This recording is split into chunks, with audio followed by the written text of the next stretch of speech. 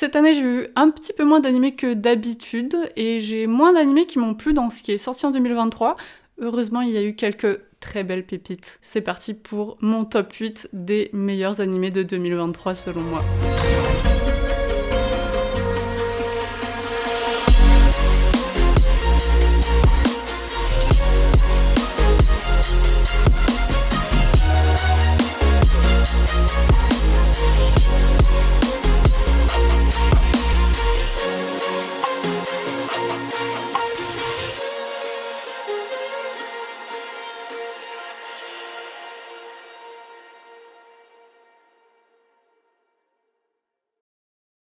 Évidemment, il s'agit de mon avis personnel et subjectif, et il n'y aura pas de spoiler dans cette vidéo.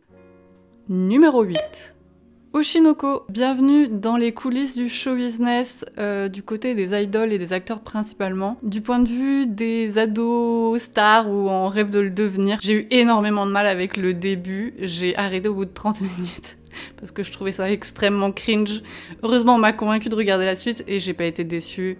La cringité s'en va très rapidement pour quelque chose de bien. J'ai trouvé qu'Oshinoko c'était très cool. Un school life version un peu plus adulte en fait, il y a le côté très réaliste du showbiz, tout ça avec en plus sur trame de fond, quelque chose un peu thriller si on peut dire, qui rend la chose un peu plus consistante. Je trouve que la grande force de Oshinoko, en dehors de son animation qui est très très belle, c'est un plaisir à voir, c'est ce côté très réaliste et de nous montrer vraiment les désillusions et la difficulté du métier, un peu ce qui se cache derrière tout ça. J'ai bien aimé le côté où on n'enjolive pas justement le côté de la vie de star en fait, il y a vraiment ce côté très dur, très compétitif. Il y a aussi un peu le côté de l'impact des réseaux sociaux sur les stars. Ce côté, la fame c'est sympa en image, mais en vrai, en fait c'est hyper dur et t'es tout le temps exposé en fait, et c'est cette réalité là qui est exploré dans Oshinoko. J'ai bien aimé le côté thriller qui du coup lie un peu tout le truc et permet aussi de donner un côté qui fait qu'on a encore plus envie de savoir la suite en fait. Du coup, c'est accrocheur et ça fonctionne, et les deux trames, la vie de star et ce côté thriller qu'on suit, j'en dis pas plus pour pas spoiler, se complètent bien et ça fait que le mélange marche très bien. Très sympa à regarder, ça se regarde bien, c'est très court, 12 ou 13 épisodes la première saison. Le petit bémol, qui n'en est pas vraiment un, c'est que je trouve que ça a souffert d'un syndrome que pas mal d'animés ont eu cette année, c'est-à-dire qu'il n'y a pas eu de fin de saison. La saison s'est conclue sans vraiment un vrai final, du coup, c'était très bien, mais voilà, la saison a pas trop de fin, donc c'est pas très grave, on attend de voir la suite avec impatience. Numéro 7. Hell's Paradise, dans une ère ancienne, on recrute des criminels pour aller récupérer un élixir d'immortalité sur une île paradisiaque mortelle. Ils seront tous accompagnés d'un samouraï attitré. Et on suit l'histoire principalement de Gabimaru et de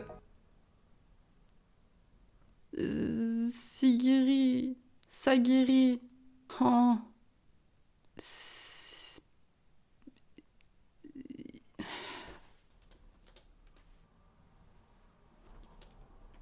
Sagiri, mais je l'avais.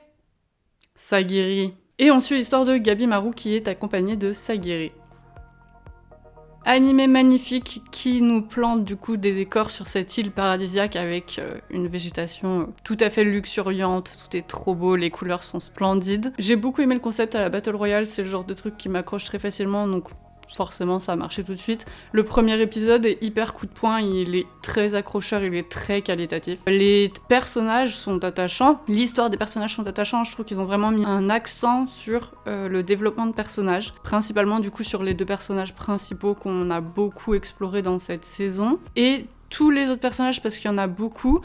On sent qu'ils ont créé vraiment un vrai background de chacun qui est prometteur pour la suite en fait. Je trouve que ils ont un peu mis les bases pour nous teaser pour une suite où, je pense, sera pas mal axée sur le développement de personnages, ce qui est très plaisant. J'ai trouvé en revanche qu'elle avait un peu de mal à trouver son rythme. Les premiers épisodes étaient vraiment bien. Mi-saison, on se perd un peu justement. Ça traîne un peu en longueur. On répétait des actions, on répétait des questionnements qu'on avait déjà vus. En revanche, en dernière partie de saison, ça repart, le rythme reprend. Et ça ramène des concepts qui m'ont beaucoup plu, que j'ai trouvé originaux et très attrayants. Du coup, j'ai très hâte de voir la suite de cette série. Numéro 6.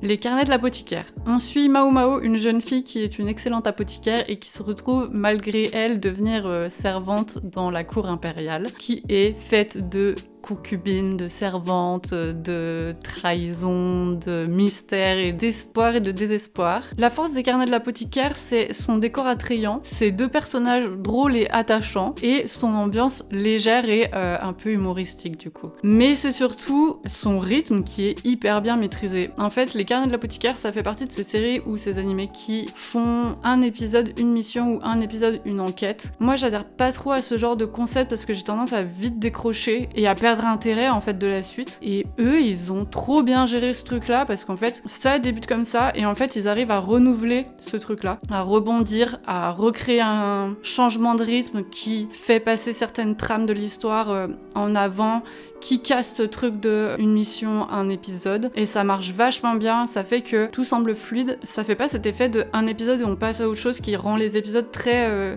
uniques et du coup qui délie un peu la saison. Au contraire, je trouve qu'elle est hyper bien liée par ce rythme qu'ils ont vraiment suggéré. Pareil, on se prend au jeu des 2 personnages principaux et de la relation qu'ils créent entre eux. On a envie d'en savoir plus, on a envie de voir la suite, on a envie de voir plus d'interactions entre eux. Ça porte bien l'animé. Et l'ambiance coulisses du palais est très sympa sur un ton hyper léger et humoristique. Du coup, je trouve que ça se déguste avec un petit thé en fin d'après-midi, c'est parfait. Numéro 5. Et je suis un peu déçue qu'il soit seulement 5e, c'est Frieren qui n'a cessé de gagner mon cœur au fil des épisodes. Frieren est une elfe de plusieurs centaines d'années qui a une perception un peu différente des humains et autres créatures qui vivent moins longtemps qu'elle et qui en fait est un peu blasée de ce temps long ou lent qui la sépare en fait de ces gens-là qui ont une vie beaucoup plus courte et qui la rendent assez solitaire finalement. Et elle se retrouve en fait à partir dans une quête pour elle-même, accompagnée de plusieurs compagnons. Je suis pas très fan d'heroic fantasy dans les animés de base, et je crois que je m'en suis rendu compte devant Frieren, parce que Frieren a trop bien marché. En fait, je trouve que ce qui la différencie des autres, c'est ce côté où en fait, le monde dans lequel ils sont, c'est vraiment un décor. C'est quelque chose qui est en fond, et qui fait pas partie vraiment de l'histoire. Ce qui m'a vraiment accroché, c'est cette approche du temps, cette lenteur. Il y a ce côté où chaque petite chose de la vie devient importante, même quand ça l'est pas. Il y a vraiment une contemplation en fait du temps, et ça rend le tout très doux parce qu'on s'intéresse aux petits moments qui se passent entre eux, aux souvenirs qu'ils créent, aux souvenirs qu'ils ont d'avant, elles mais aussi les autres. On s'intéresse vraiment à la fois au temps qui passe, mais à la fois à ce qu'on fait de ce temps-là. Celui qui est passé, celui qu'on est en train de créer, celui qui va venir. Et j'aime bien en fait ce côté très observateur de la vie en fin de compte, et de ce qui compte et de ce qui fait que chaque chose est importante en fait. Ce que j'ai beaucoup aimé, c'est aussi que, comme je disais, le côté décor de l'heroic fantasy, c'est que les scènes d'action qui auraient pu prendre plusieurs épisodes sur des combats qui s'éternisent comme dans certains autres animés, là sont vraiment en fond de trame, vraiment tous les problèmes qu'ils ont qui engendrent de l'action. En fait ça passe très rapidement, soit ça prend que quelques minutes de l'épisode, soit vraiment c'est pas un problème en fait, c'est en mode oh, il faut s'occuper de ce dragon. Allons nous occuper de ce dragon. L'épisode d'après, on n'en parle plus et on n'en parlera plus jamais. Et je trouve ça super cool, en fait. Moi, ça m'a vraiment accroché parce que du coup, tu t'accroches vraiment plus à l'histoire et au déroulé des choses, en fait. Ouais, je trouve qu'il y a un côté contemplatif qui fait que, je sais pas, ça te donne à réfléchir même toi sur ta vie, sur le temps qui passe et sur le temps qui compte, en fait. Je trouve qu'elle illustre parfaitement le dicton, c'est pas la destination qui compte, c'est le voyage. Et je rajouterais les amis qu'on y rencontre. Je trouve que c'est ce qui la définit. Numéro 4. Zome 100. On suit Akira, un jeune adulte qui est complètement exploité par son travail et du coup qui est complètement en dépression à cause de ça, qui n'a plus de vie à côté de ça, qui passe sa vie à juste travailler et à sombrer. Il se trouve que son quotidien se retrouve bouleversé par une apocalypse zombie, qui est en fait la meilleure chose qui pouvait lui arriver, et qui fait qu'il se sent soudainement complètement libéré de son travail et de tous ses problèmes, et il va écrire du coup la liste des 100 choses qu'il veut faire avant de devenir zombie et en fait se mettre à enfin vivre ses rêves. J'ai vraiment beaucoup aimé, ça a été un coup de cœur dès le début. J'ai trop aimé le côté hyper fun du traitement d'une apocalypse zombie. Ils ont joué vraiment sur le côté hyper coloré, genre le sang est jamais rouge, il est toujours toutes les couleurs. Lui est toujours hyper content alors qu'il est dans un monde un peu atroce. Et au début, il se met à rencontrer des gens un peu random forcément, qui, eux, vivent l'apocalypse zombie comme quelque chose de tragique. Et lui, il est en mode, mais non, vive la vie, let's go, trop bien, il pourrait rien arriver de mieux. Les personnages qu'on rencontre, dont lui, sont hyper attachants. Le petit groupe qu'ils forment marche trop bien. Et pareil, je trouve qu'ils ont bien géré aussi leur rythme, même si ça prétend pas à être une grande série avec beaucoup de leçons de morale, mais pour autant, je trouve que t'as des petites leçons de vie par moment, des petites choses comme ça. Ça traite évidemment de vivre ses rêves, vivre qui on est, être pleinement qui on est. Ouais, j'aime bien aussi la critique du monde du travail qui nous rend complètement zombies. Et au moment où, finalement, il y a des vrais zombies et que t'es libéré de ton travail, tu peux enfin vivre pleinement ta vie. Ça m'a plu comme métaphore. Le rythme est hyper dynamique, tout est très léger et très fun, vraiment c'est vraiment basé sur le fun. On aborde quelquefois des thèmes un peu plus durs, mais on repart vite dans quelque chose de plus léger pour garder toujours ce côté très basé sur c'est le moment où on peut enfin vivre sa vie. Voilà, c'était top. Et je suis trop contente que tous les épisodes aient pu sortir cette fin d'année, parce que c'était mal barré, les pauvres, avec leurs problèmes de production. Et on les a eus. La saison a pu se terminer en 2023, c'est très chouette, je suis très contente. Vivement la suite. Et ça y est, on va rentrer dans le top 3, numéro 3. Et je pense qu'elle aurait largement pu être première, s'il n'y avait pas eu les deux colosses devant elle. C'est Tengoku Daimakyu. On suit d'un côté l'histoire de Maru et Kiruko qui sont en quête d'un lieu dans un monde post-apo SF qui est peuplé de monstres et principalement de civilisations qui se reconstruisent par-ci par-là. Et d'un autre côté, on suit l'histoire d'enfants qui semblent gardés sous un dôme et qui n'ont pas connaissance du monde extérieur. J'ai vraiment bien aimé le monde qu'on nous proposait parce que il était ni trop hostile ni trop sécure, donc ça le rendait très réaliste. Les dangers sont présents, mais pour autant, c'est pas non plus le quotidien. Et justement, on suit en fait le quotidien donc, de Maru et Kiruko qui sont sur leur quête. Et il y a ce côté très humain où on les suit aussi avoir leurs petits déboires, les trucs cool qui leur arrivent, leurs questionnements d'adolescents. En fait, on est plongé dans leur quotidien ordinaire qui est pas notre quotidien ordinaire et qui rend les choses hyper réaliste. J'ai trouvé que le monde était très crédible en fait. Toute l'histoire est très humaine. La relation qu'ils créent, parce qu'au début ils se connaissent pas trop, marche et du coup elle se resserre petit à petit. Ils s'apprennent l'un et l'autre au fil des événements qui leur arrivent. Il y a ce côté hyper mystérieux parce que des deux côtés, donc eux forcément ils évoluent dans un monde que nous on connaît pas, donc on découvre petit à petit qu'est-ce qui se passe, quel est cet apocalypse, qu'est-ce qu'il y a de changé. Et le truc hyper intriguant du côté des enfants qui semblent un peu spéciaux, et dans cet endroit où ils semblent un peu entourés de scientifiques, on sait pas trop ce qui se passe, et au fur et à mesure on découvre petit à petit des petits bouts d'éléments par-ci par-là, et les deux histoires en fait se complètent bien, elles sont tout aussi intrigantes l'une que l'autre, et tout aussi attachantes en fait. Et surtout on a envie de savoir la suite, c'est très addictif, c'est très efficace. Le seul reproche que j'aurais à faire c'est que c'était trop court, j'aurais vraiment aimé avoir la suite tout de suite, mais sinon c'était trop bien. Numéro 2.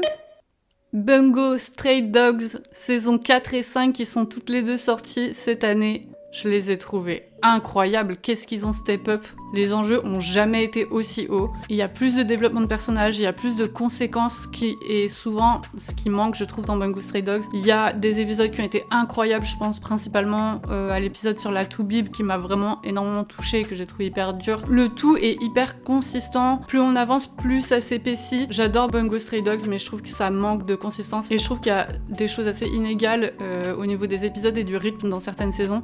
Et là, pour le coup, il y a vraiment une montée en puissance de la gravité de la situation et de l'intrigue dans laquelle ils sont. Toutes les parties sur les différents personnages, même les nouveaux personnages, sont vachement prenantes et entraînantes. On retrouve un Dazai au top de sa forme qui nous emmène dans un mind game hyper jouissif, avec un final en apothéose qui nous amène sur des questions morales sur lesquelles je pensais pas que Bungo Stray Dogs nous emmènerait et que j'ai trouvé hyper pertinente. J'ai adoré cette saison, c'est pour moi de loin la meilleure de celles qu'ils ont fait. tout a step up de plusieurs niveaux par rapport à avant. Et j'ai adoré avant, mais là c'est encore mieux.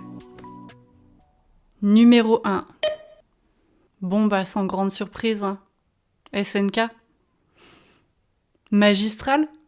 Bah, j'ai envie de pleurer. SNK, c'est pour moi une des meilleures œuvres qui a jamais été écrite. Et je pèse mes mots. Je trouve que le portrait de l'humanité qu'elle fait est tellement glaçant de réalisme. Et les questions morales insolvables qu'elle amène sont tellement pertinentes. J'adore voir que les gens sont toujours en train de s'écharper sur les débats qui...